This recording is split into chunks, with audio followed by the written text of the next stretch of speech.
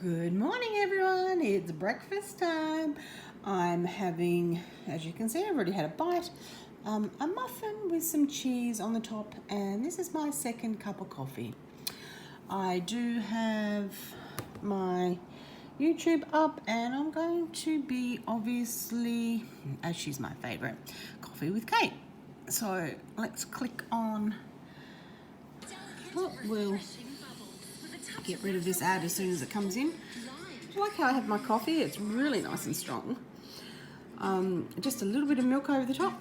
And so we're watching Coffee with Kate, Gardening Tips, Italian cauliflower. So I'm going to continue and, not continue, just put it on. I'm going to listen to her and see what she has to say.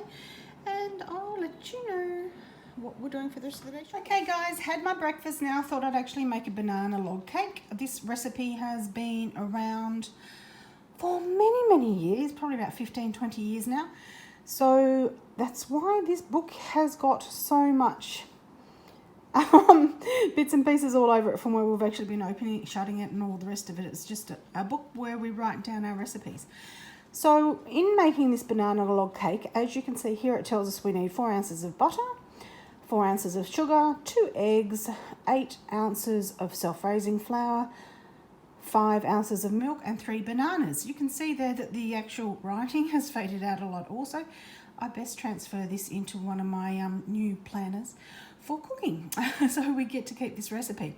So instead of using butter, I'm using shortening as it makes for a lighter and fluffier cake or biscuits. So I've changed to that, and I've put that into the bowl already with the sugar, which it's called for. So we'll pop that down and cream that together. The only thing when using the whisk attachment on this, it sort of gets everything stuck within it. And I just popped it on to the faster speed in order to get that to pop out, which it did really quite well, and then it did bring it together nicely. At the beginning when I had it just on low, it wasn't. So hence I sped it up, and it's all good. It's nice and creamed together down there. So we'll go to the next step, which was to add the 2 eggs. They're added now, so we'll whisk those in.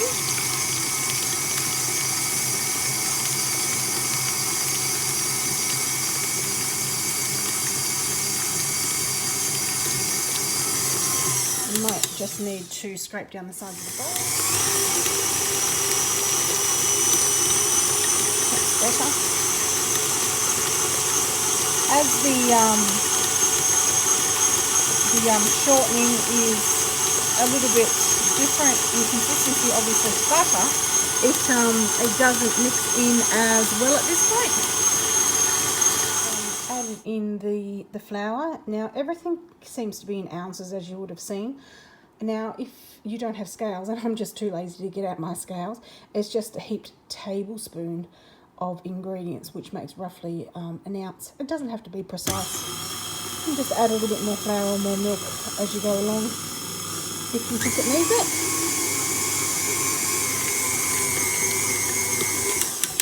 I'm just going to add the milk now. I've just added the milk. We'll mix that one together.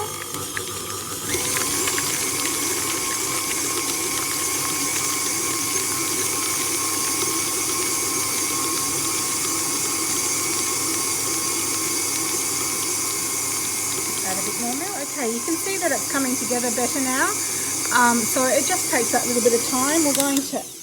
Sorry, didn't mean to yell at you. We're going to add the bananas now. Now, look, I'm not even going to worry about actually mushing them up. I'm just going to pop them in, considering I've got that whisk attachment on the KitchenAid. I just going to throw the bananas in. They're very soft and very ripe, as you can see, so they will actually disperse in through there quite nicely and very easily with that attachment. Bananas in there. There's 3 in there. So we'll give it a bit of a mix and see how we go.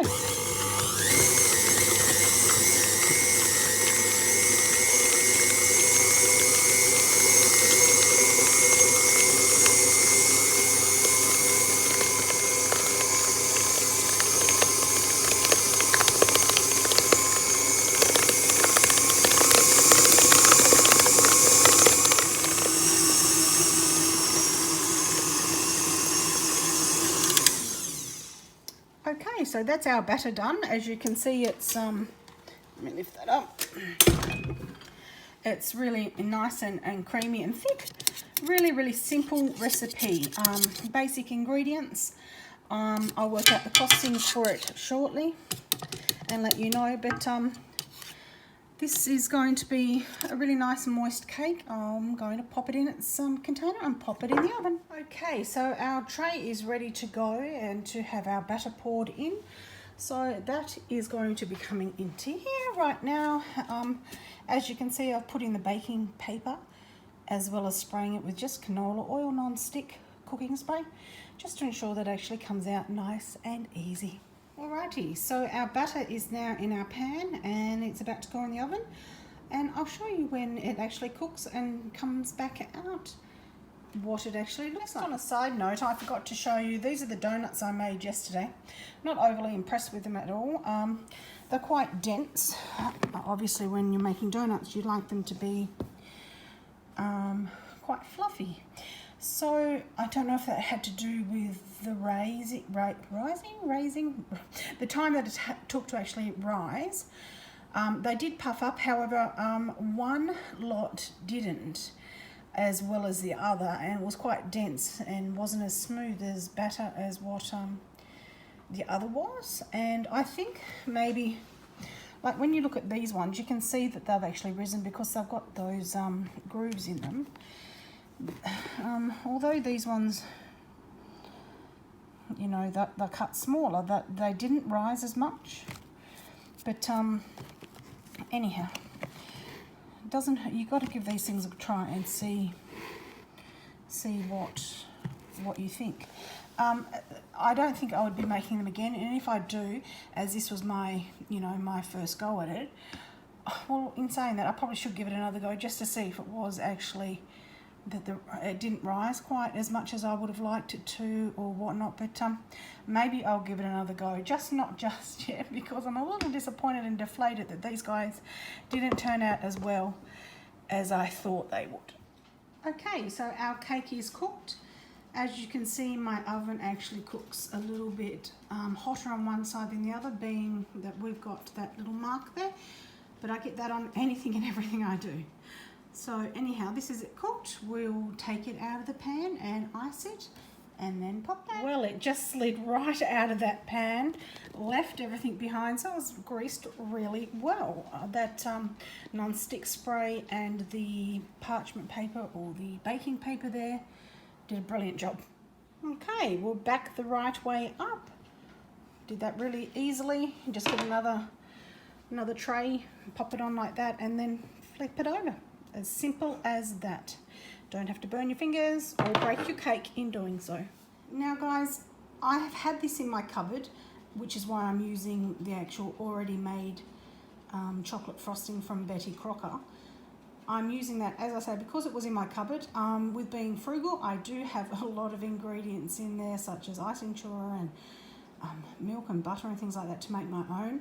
But why do that when this is already there? I have used it, so there's only a little bit left. So I'm going to probably be using the last of that, then that will go in the bin. Or no, we actually might keep that container and use it for something else, but then we'll be out of that and I will not be replacing it. As nice as it is, it is expensive for what it is, and I can make the same thing myself from scratch. Okay guys, so what I actually like to do is ice my cakes while they're warm, so it sort of can absorb it a little bit in through the top as well.